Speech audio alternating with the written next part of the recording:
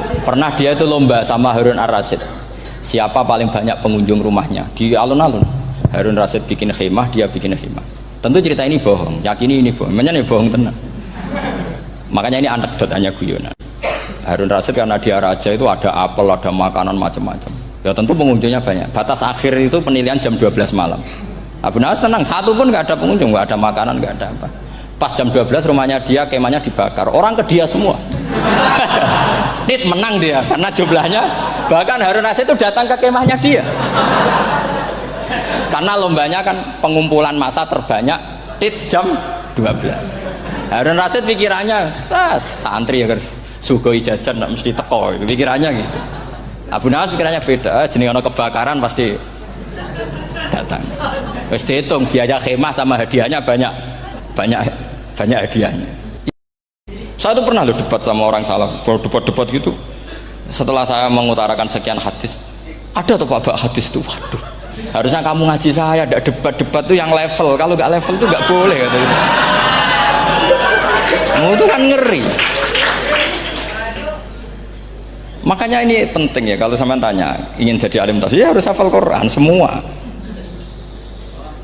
Kalau tidak mungkin yang nunggu orang semua mati baru Anda jadi ahli tafsir, karena tidak ada musuhnya.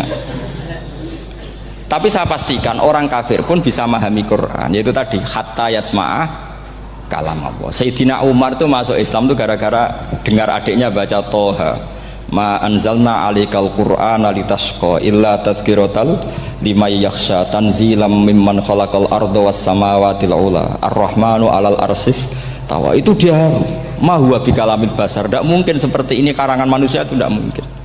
Akhirnya dia Islam. Banyak orang Islam karena diperdengarkan Quran, karena memang notnya sudah unik, makna kualitasnya juga sudah unik, semuanya itu unik, indah. Sampai sekarang pun orang kafir itu orang paling tahu Quran. Makanya Allah mensifati orang kafir itu hasadam min indi anfusihim mim ba'di ma tabayyana lahumul haq. Sekarang sama saya tanya, orang sing tabayyana lahumul haq itu orang paham apa orang tidak paham?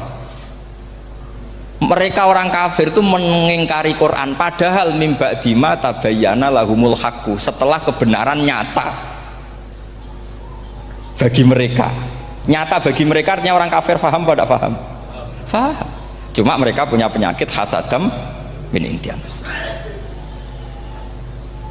Mereka juga kalau ada ayat tentang ahkam yang memberatkan, mereka bilang i'ti bi Qur'anin ghairi hada au baddilah. Muhammad harusnya jangan tema itu yang diangkat, buat cari Quran yang lain yang enggak tema itu. Mereka sampai memilih tema itu karena paham apa karena tidak paham? Karena paham. Makanya di makalah saya pastikan ngaji tafsir itu gampang, karena orang kafir pun bisa. Kalau kasus Ahok itu bukan paham itu melintir, beda, paham sama melintir itu beda. Itu diterjemah kemenang tuh jangan mengangkat kawan orang Islam, bukan ngangkat pemimpin. Ya likanya kalau ngangkat teman saja tidak boleh, apalagi ngangkat pemimpin. Fatal mana berteman sama orang salah sama ngangkat. Saman kancanan maling ini apik nak menawa nang andani terus ngangkat, "Hei maling ke pimpinanku." Parah mana? Parah mana? Artinya sama saja ketika diterjemah jangan ngangkat teman, sebetulnya ngangkat pemimpin lebih fatal. Itu kan mafhum aulawiyah, itu kan normal saja. Itu di Quran biasa, misalnya innalladzina ya'kuluna amwalal yatama dzulman, orang yang makan hartanya anak yatim secara zalim. Kamu bilang, "Gus saya tidak makan kok, sepeda motornya tak gasap, tak jual." Yang diharamkan kan makan. Wah ya sarap kalau gitu. Maknanya begini, memakan harta anak yatim artinya ifsad. Ifsad itu merusak. Nak ngono ikhraq, membakar atau mencuri sama dengan makan, bal asad, bahkan lebih apa? Lebih apa?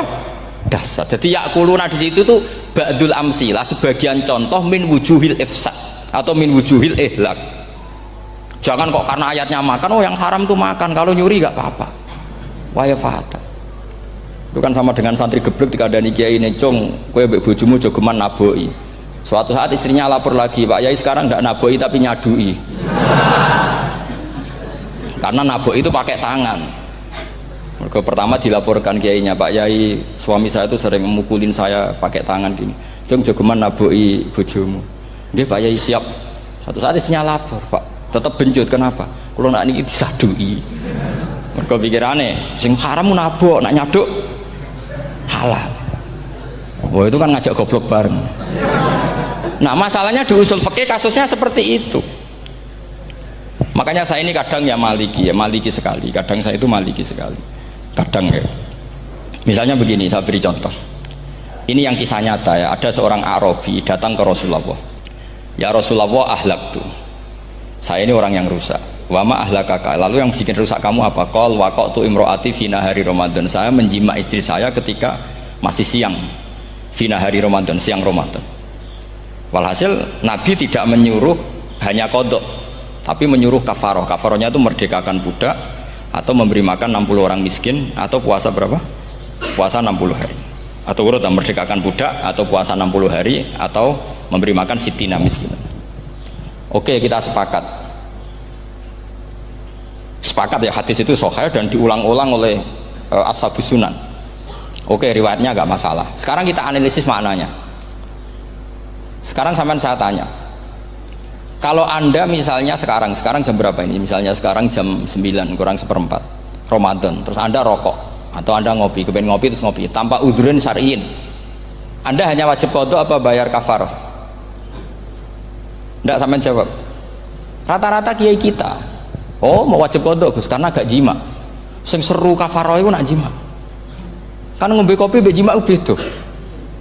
Pertanyaannya tuh lucu, ini naif secara fikih masalahnya begini, jima bojo itu tidak zina, jima bojo itu zina apa enggak? Enggak.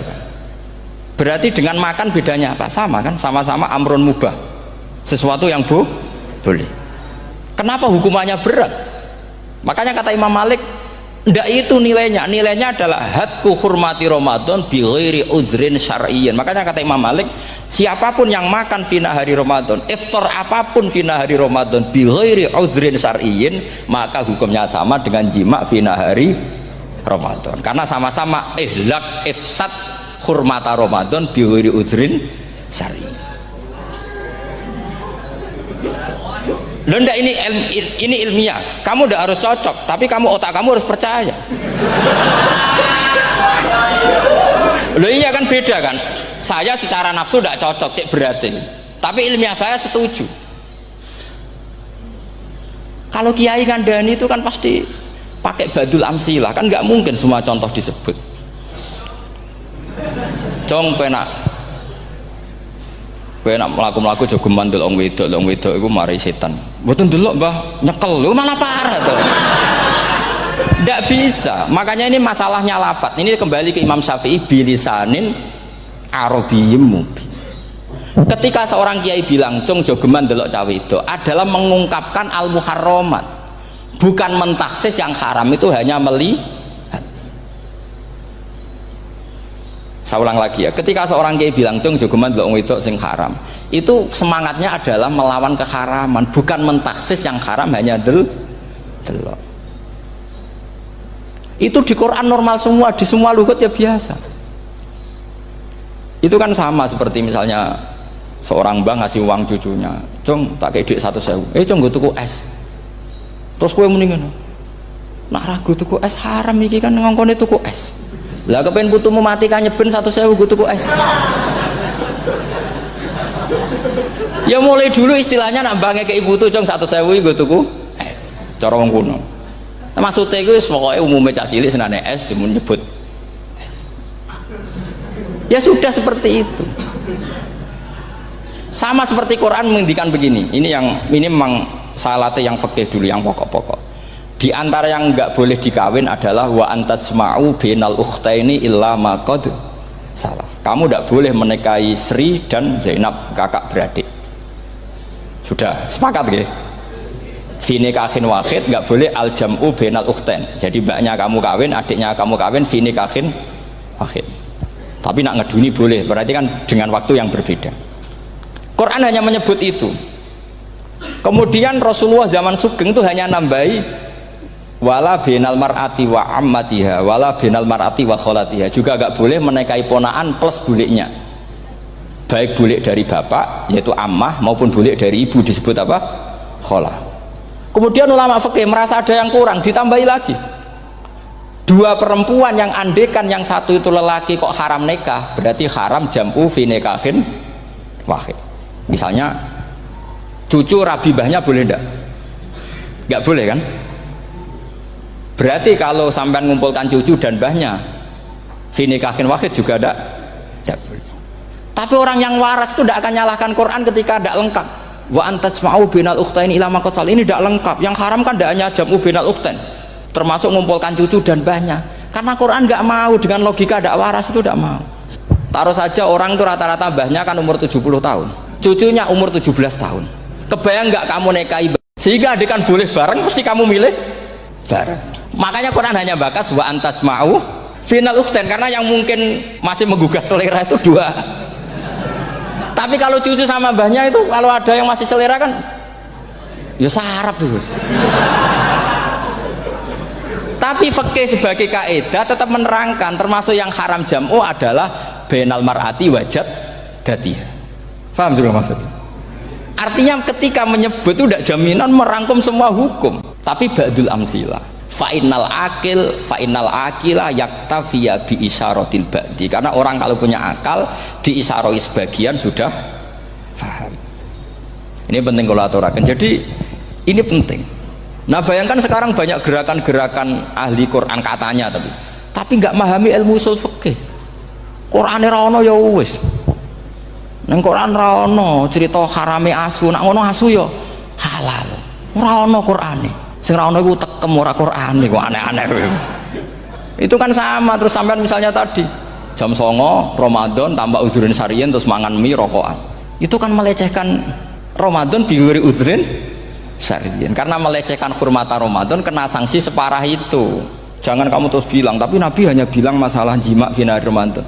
Jima istri itu hukumnya itu tidak zina, hukumnya itu mubah sama dengan makan. Ini cara madzhab Maliki, tapi kita alhamdulillah madzhab Syafi'i. Ya itu masalahnya.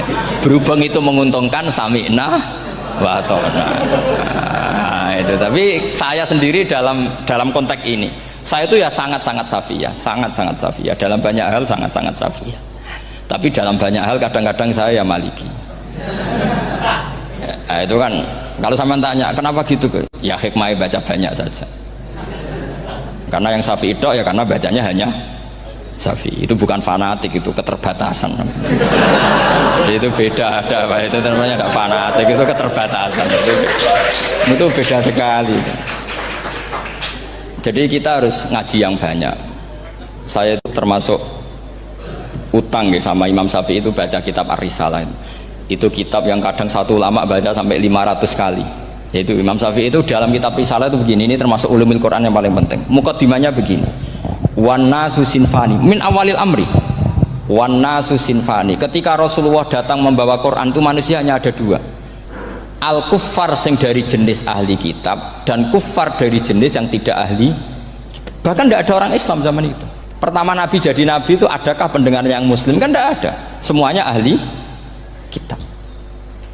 Makanya susah kalau Quran kamu analisis korbannya orang Islam tuh, kata Ibnu Umar tuh lucu. Dulu tuh mukhatabnya tuh orang kafir, jelas kul ya ayyuhal kafir. Ya ayyuhan nasu ubudu rabbakum alladzi khalaqakum. Jelas orang kafir. Karena orang Islam nggak mungkin dikhatabi ubudu rabbakum. Makanya Imam Suyuti kalau nafsir itu ngeper ubudu rabbakum wahiduhu. Tapi kalau mukhatabnya orang Islam dawimu alal ibadah atau dawimu alat tauhid. Karena dia tahu kalau mukhatabnya orang kafir ubudu ya masih wahidu. Kalau sudah Islam kok dikhitabi ubudu mudawamah alal ibadah. Itu saking alimnya Imam Suyuti. Ini saya teruskan. Kalau mukhatabnya itu orang kafir ahli kitab, itu kemungkinannya ya dua cara mereaksi Quran. Yaitu disebut lam yakunil ladzina kafaru min ahlil kitabi wal musyrikina munfakina hatta ta'tiyahumul. Jadi lam yakunil ladzina kafaru, jelas kafaru itu umum. Kemudian ditafsir kafaru itu ada yang min ahlil kitabi, berarti kafaru yang jenis Yahudi Nasrani. Ada kafaru yang min ahlil kitabi wal musyrikin, kafaru yang jenis musyrikin, yaitu kafir Mekah. Karena cara kaidah nahwu al atfu yaqtadi taghayyur, kalau ada ataf pasti konteksnya beda. Jaa Zaidun wa Amrun, berarti Zaid ada Amar, Amar ya tidak Bakar. Karena Jaa Zaidun wa Amrun wa Bakrun, pasti orang ini berbeda. Tidak boleh orang yang sama kamu pakai ataf. Ini sudah clear ya ini ya. Kemudian cara pandang mereka ya beda. Ketika Rasulullah mengajak tauhid, itu ahli kitab tidak masalah. Memang harusnya Tuhan itu satu. Tidak masalah bagi ahli kitab. Problem bagi ahli kitab adalah Muhammad itu nabi. Itu kita nggak suka. Kalau Tuhan satu oke, tapi kalau Muhammad nabi tidak oke. Kita bisa jadi nabi, kata mereka, karena mereka merasa nasabnya sampai Ibrahim. Sementara zaman itu mereka sanksi Muhammad itu nasabnya konti, gak jelas. Ini penting kalau aturakan. Sehingga dalam konteks ini Allah menjawab ahli kitab dulu. Ini ku disebut Muhammad itu nasabnya jelas. Ini ku fihi ayatum bayinatum maqamu Ibrahim. Ini saya dengarin. Ibrahim itu jelas pernah ke Mekah. Bukti Ibrahim pernah ke Mekah adalah jejak kaki Ibrahim di makam apa? Makam mereka artinya buatan kuburan, buatan jejak kaki Ibrahim ketika bangun Ka'bah. Fihi ayatum bayinatum maqamu Ibrahim. Pun. Kalau Ibrahim pernah di Mekah artinya beliau pernah nikah di Mekah. Paling tidak punya dzurriyyah di Mekah. Ini ku Ismail dibawa ke Mekah. Jelas ayatnya wa id yarfa'u Ibrahimul qawaida minal baiti wa Ismail. Ini dengarin ya. Sebab itu saking alimnya berjanji itu beliau tahu betul masalah utama Rasulullah Muhammad adalah disangsikan nasabnya. Sebab itu kita berjanji pertama cerita setelah dia alhamdulillah macam-macam awalu ma'anab tadi saat terus dia bilang wa ba'du fa'akul huwa Muhammad bin Abdillah bin Abdil Muttalib. Saat terus ya wa ba'du fa'akul huwa Muhammad bin Abdillah bin Abdil Muttalib wasmu syaibatul hamdi humitat khisaluhus saniyah. Saat terus ibnu Kusoyin saat terus sumiyah bi Kusoyin litaqosi fi biladi kudu'atal Qosiyah. Karena dia tahu yang masalah bagi Rasulullah itu adalah masalah nasab bagi mereka loh, bagi mereka yang kafir. Terus beliau ngendikan ditutup wa adnanu bila raibin indadawil ulumin nasabiyah ila dhabihi Ismaila nisbatuhu wa mun. Jelas saya Adnan itu pasti puter cucu-cucunya Nabi Ismail. Karena orang Yahudi yang disoal Muhammad itu, kamu itu siapa kok tahu-tahu Nabi? Kamu orang Arab itu tidak pernah ada Nabi. Yang Nabi itu normalnya orang Israel, yaitu turunan Yahudi, karena Yahuda bin Yakub bin Ishak bin Ibrahim. Akhirnya Allah membuktikan fihi ayatum bayinatum maqami. Bukti kalau Ibrahim pernah di Mekah adalah jejak kakinya di Mekah, itu dekat Ka'bah. Ini jawaban Allah yang tentang ahli kitab, karena sudah jelimet. Ada ilmu ansab, ada ilmu nasab, ada polemik kitab samawi. Kalau kafir Mekah ini goblok-goblok. Ketika Rasulullah pakai teori tauhid, orang kafir Mekah itu sangat gobloknya bilang gini, Muhammad, kita ini urusannya banyak, utang kita banyak, kasus saya banyak, kok Tuhannya satu itu tidak cukup. Yaitu mereka mengatakan aja'alal alihata ilahau wahida inna hadza la syai'un ujab. Bagaimana Tuhan hanya satu, urusan kita banyak, masalah kita banyak, Tuhan nggak boleh satu, harus banyak sejumlah urusan kita. Ada Tuhan BPKB, Tuhan macam-macam lah, ada Tuhan kredit, Tuhan kas, macam-macam lah kan, sesuai sebanyak urusan kita. Mereka tanya aja'alal alihata ilahau wahida, masa Tuhan satu, inna hadza la syai'un ujab. Ini aneh. Tapi Rasulullah dengan sabarnya, kalau yang seperti ini Allah menjelaskannya beda dengan yang pertama. Karena tadi orang kafir itu bisa min ahlil kitab, bisa wal musyrikin. Lam yakunil ladzina kafaru min ahlil kitab, ada yang wal musyrikin. Semuanya ini tidak pernah munfakina hatta ta'tiyahumul bayyinah. Mereka tidak pernah tercerabut dari pikiran mereka, dari mainstream mereka, sampai ada bayyinah. Bayyinah itu kejelasan kebenaran atau benar yang begitu jelas. Itu siapa? Rasulun minallah yatslu suhufam mutahhar. Akhirnya Nabi sabar. Saking sabarnya Nabi itu ngomong gini, ya di khalayak umum, mukhatamnya ya kafir semua. Hei saudara-saudara kami suku Quraisy, kita ini sebangsa. Nabi tanya, Muhammad, ajaran kami itu benar karena kami itu orang yang kita percaya, tapi kali ini anda aneh karena ngajak satu Tuhan. Itu tidak mungkin, urusan kita banyak, satu Tuhan enggak mungkin, Tuhan harus banyak. Kita punya 3 aja kurang banyak kan, banyak punya Lata, Uzza, Hubal ya. Rasulullah dengan sabarnya ngendikan gini, hei kaumku, kalau kamu jadi pembantu, jadi buruh, senang mana punya majikan banyak sama majikan satu. Kalau majikannya banyak itu perintahnya beda-beda, seleranya beda. Semua harus kamu lakoni, semua harus kamu taklui karena kamu harus nurut. Wah ya repot mat kalau di majikan banyak, oh ngerepoti mesti. Rasulullah tinggal nimpali, Tuhan kamu itu majikan kamu, kalau Tuhannya banyak perintahnya ya banyak, seleranya beda-beda. Kamu bingung nggak? Wah ya bingung, ya sudahlah mat satu aja. Akhirnya mereka masuk Islam. Nah itu disebut Nabi itu fatonah, punya kecerdasan artikulatif. Kalau menjelaskan itu masuk akal. Nah itu disebut dorobawahu matalar rojulan fihi syuraka'u mutasyakisuna wa rojulan salamal lirojul hal yastawiyani masalah alhamdulillah. Nah ini penting. Allah membuat satu perumpamaan bagaimana ada satu pembantu yang punya majikan banyak, yang berbeda-beda seleranya, berbeda-beda perintahnya, dengan kalau hanya satu majikan. Apakah sama? Mereka jawab tidak sama, enak punya satu majikan. Begitulah Tuhan kamu, harusnya satu. Jadi artinya gini, kalau kamu ngaji ulumul Quran, kamu harus tahu ini khitab ke kafir. Kafir yang mana? Ahli kitab atau kafir yang musyrik? Nah sekarang tidak tahu lagi, pokoknya kafir. Makanya kalau orang berdebat mereka itu tidak goblok meneh.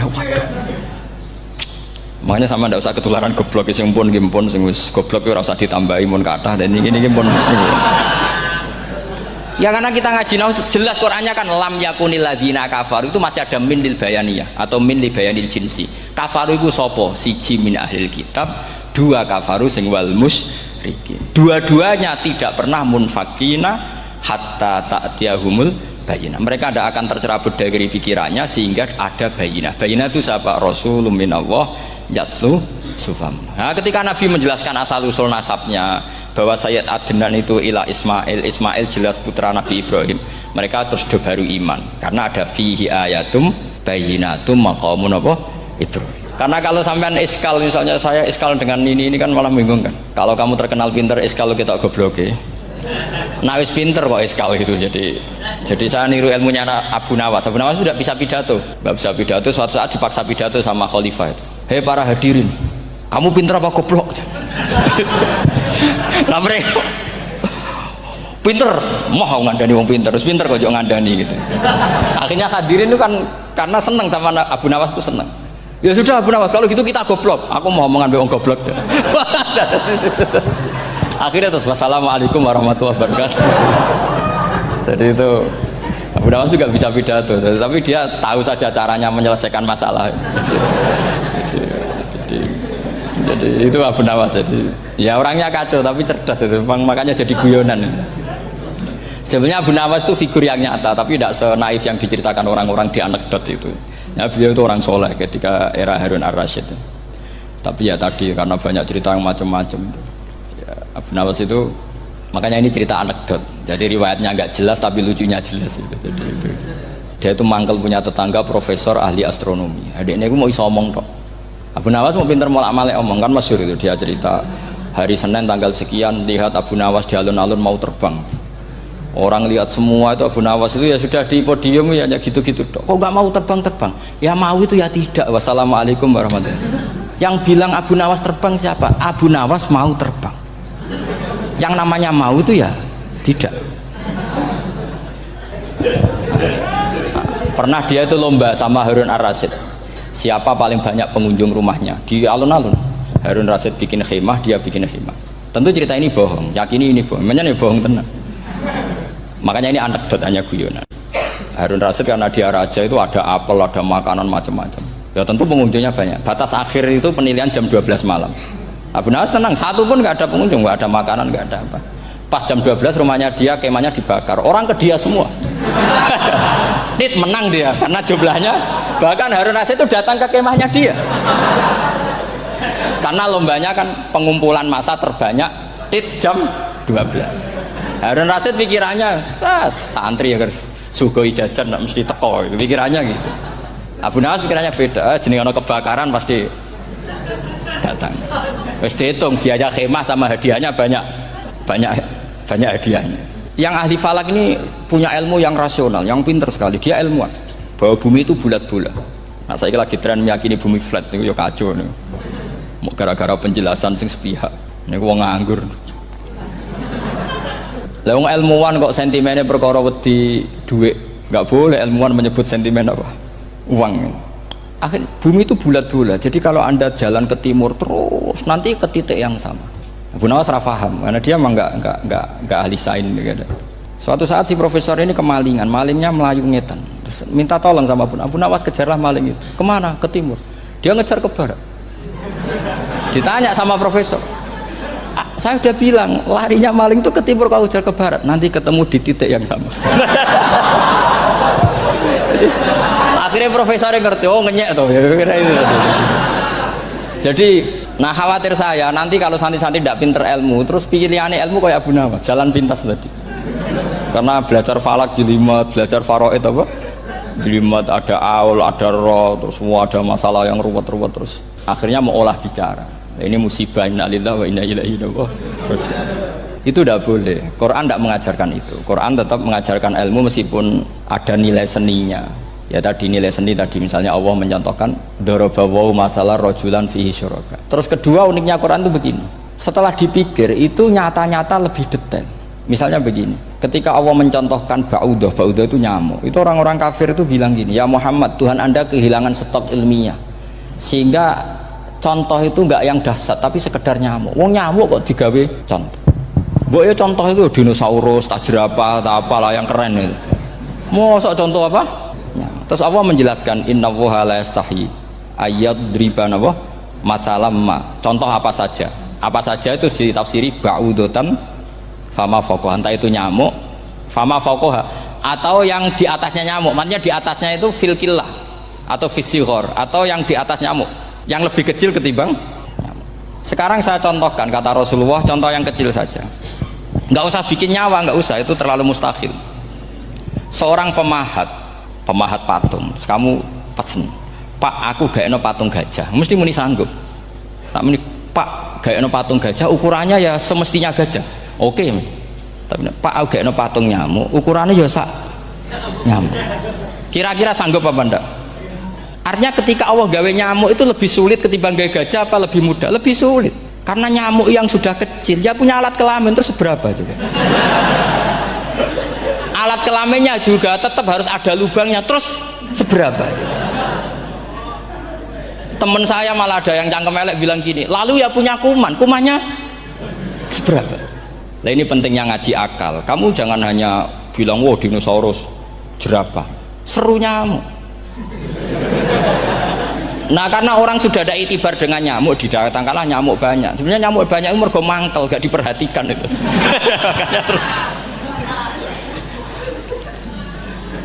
ini saya tahadus bin Emat, istri saya itu sering protes. Istri saya kalau manggil saya Gus karena orang Jawa Timur, itu sama-sama jagongan itu, saya itu tidak pati sering digigit. Namun ya digigit tidak sesering sampean, itu jelas. Terus saya tanya, Gus punya doa apa, kenapa tidak pati begitu digigit nyamuk? Saya bilang, karena saya sudah tahu hikmahnya nyamuk. Jadi harusnya dia sudah tidak nyerang saya, kata saya itu. Makanya ini ijazah, agak mandi salah sampean gitu. Karena tadi logika yang terbangun gitu. Kalau Allah bikin gajah, melubangi belalai gajah itu masih masuk akal. Bahkan saat kita bikin patung masih bisa. Tapi kata tadi nyamuk itu sudah kecil, harus punya usus, harus punya alat kelamin, harus punya telur. Telurnya juga detail lagi. Ini disebut innallaha la yastahi ayyadriba mathalam ba'udah. Sehingga ba'udah di mata ahli tafsir, di mata ulama ini contoh yang luar biasa. Tapi di mata orang-orang yang nggak seneng mikir, kok terima nyamuk itu. Makanya saya minta kangkang di sini bisa makan itu harus syukur. Makan itu luar biasa. Saya itu sering nyontohkan di Jogja. Saya punya teman sakit, kalau nggak ada obat dari Belanda itu mati. Kalau ini nggak dapat obat bagus dari Belanda atau dari Jerman itu meninggal. Berapa bulan lagi matinya? 3 bulan. Kalau nggak sampai dapat obat mati 3 bulan. Oh masih mandi obat yang di Jogja, apa itu makan atau minum? Kalau orang nggak minum nggak sampai 3 bulan sudah mati. Boy orang itu mikir seperti itu. Tapi kita ini kalau obat dari Jerman, dari Belanda itu hebat. Kalau enggak kita mati sebulan lagi, 3 bulan lagi. Allah bikin obat pada kita tiap hari, yaitu kita bisa makan, bisa minum. Itu kalau sekali nggak makan 5 hari bisa mati sama. Tapi kita karena ngakan itu hal yang biasa, nak duit iso utang, terus dianggap biasa. Ini kalau ulama masalah besar. Punya otak seburuk itu masalah besar bagi ulama. Sehingga Allah tidak malu ketika ngendikan kulu wasrobu, tidak malu karena makan ini urgen, sangat penting. Dan Allah tidak malu meskipun Quran itu temanya kelas tinggi, biasa Allah mengatakan jong kowe iku kulu min thayyibati ma razaqnakum, kamu makanlah. Karena minum obat itu kebutuhan kita ketika sakit. Tapi kalau makan adalah kebutuhan kita sihatan wasukman, saat sakit maupun saat sehat. Nah, kalau Anda dengan kualitas ini, ketika Allah membicarakan makanan itu Anda akan respect sama Allah karena memang ini urgen betul. Tapi kalau Anda cara berpikir gini, hanya cari goro ibal ilmu yang aneh, yang seru, kamu baca ayat itu akan menjadi biasa-biasa saja. Dan itu masalah bagi mahabbah Anda pada Al-Quranul Karim. Ya saya kira demikian. Terus saya pikir tidak etis ya, kan ini Jumat nanti. Sing biasa itikaf nanti terganggu. Nanti nanti saya ada problem. Ya kalau ada tanya jawab ya saya mohon tadi ya, karena ini zaman akhir saya memang butuh sekali. Kenapa saya mau datang? Satu, hormat Kiai Hanan. Dua, saya memang ingin banyak mufasir lagi, jangan hanya lewat baca terjemah kemudian merasa menjadi ahli apa? Quran atau ahli tafsir. Itu musibah besar itu masalah besar itu. Ya pokoknya saya mohon lah ya setidaknya gitu. Misalnya orang kafir, kamu cari saja orang kafir, ternyata ada yang harbi, ada yang dhimmi, ada yang mu'ahad, ada yang mustakman. Lalu dalam tarikh ada kafir Yahudi, kafir Nasrani, kafir ahli kitab. Kalau di fikih ada kafir yang lahum kitabun, ada yang tidak lahum kitabun. Kalau yang lahum kitabun disebut ini kitabiyah kholiso, yang tidak itu kan berbeda-beda di fikih. Boleh nikahnya ndak, khilu dhabihatihim atau tidak, itu kan detail sekali. Makanya saya mohon ini latihan detail. Oke, sampean tetap ngaji, sering khatam itu bagus karena mengumpulkan semua ilmu. Tapi sampean harus menganalisis secara apa? Saya dulu ngaji Mbah Mun Muslim ya kilatan. Tapi saya ngapalkan sama Gus Ibab. Gus Ibab putrane Mbah Mun, dulu muridnya Said Muhammad. Saya itu tak pelajari lagi di rumah. Tak analisis lagi setelah besar sampai sekarang karena ya itu beda. Kita selalu Rabbi zidni apa? Ilma. Misalnya begini contoh ya, contoh. Kita mungkin tahu maknanya ayat tertentu itu begini. Misalnya begini. Faqula lahu qawlan layyinan la'allahu yatadzakkaru aw yakhsha. Musa dan Harun, jika kamu datang ke Fir'aun, maka kalau ngomong, kalau dakwah itu qaulal layyinan, dengan dakwah yang halus. Nggih, qaulal layyinan. Ini bagi yang ekstremis harus baca dialek ini. Ini kisah nyata yang diceritakan Habib Zain bin Semit ketika ngarang Al-Manhajus Sawi. Juga diulang-ulang di beberapa kitab. Suatu saat ada ustadz, corong Jawa Kemelinti, datang ke Harun Ar-Rasyid. Harun Ar-Rasyid ini Banil Abbas, termasuk zuriyahnya Abdullah bin Abbas. Karena Harun Ar-Rasyid sebagai khalifah tentu salahnya banyak ya, namanya pejabat pasti salahnya banyak. Meskipun kebaikannya juga banyak, tapi salahnya juga banyak. Kalau kita kan tidak pejabat, salahnya tidak banyak, tapi prestasinya juga tidak banyak. Ya kan misalnya ada tamu Raja Salman, katanya hormat tamu wajib, kamu kan tidak bisa hormat. Karena dia juga tidak mau dihormati kita kan. Nah terus si ustadz tadi datang begini. Saya itu masih hafal teksnya. Ya Amirul Mukminin, inni nasihun lak famusyaddidun alaika fala tajidanna ala nafsika fi nafsika aliyya syai'an. Saya ini mau nasihati Anda, tapi saya maaf sekali karena nasihat saya ini kasar sekali. Musyaddid itu kasar, keras. Fala tajidanna fi nafsika aliyya syai'an. Saya mohon jangan dimasukkan hati lah. Makanya terjemah bebasnya jangan masukkan hati. Katanya Harun Rasyid langsung marah. Uskut ya jahil, kamu itu ustadz bodoh. Kamu tidak boleh keras sama saya. Dia masih bantah, saya keras sama Anda karena Anda salahnya banyak. Terus apa kata Harun Ar-Rasyid? Inna wa ta'ala qad arsala man huwa khairum minka ila man huwa syarrum minni wa ma'adzalika qala ta'ala faqula lahu qaulal layyinan. Allah mengutus orang yang jelas lebih baik ketimbang kamu, yaitu Musa dan Harun. Musa dengan ustadz ini baik mana? Tidak, sama jawab saja. Baik Nabi Musa kan? Ilaman huwa syarrun minni. Fir'aun dengan Harun Ar-Rasyid buruk mana? Buruk Fir'aun. Itu saja masih dengan etika faqula lahu qaulal layyinan. Musa dan Harun kamu harus sopan. Ndak wae Fir'aun wajib sopan, ndak wae aku ora sopan. Lah ini sudah iktibar dari terjemah netral atau terjemah yang datar bahwa Allah ngutus Musa dan Harun ke Fir'aun dan Musa dan Harun diharuskan qaulal layinan, tapi menjadi energi mafhum yang luar biasa. Nak dakwai Fir'aun wae kaulan layinan, apa maneh dakwai podo-podo mukmin.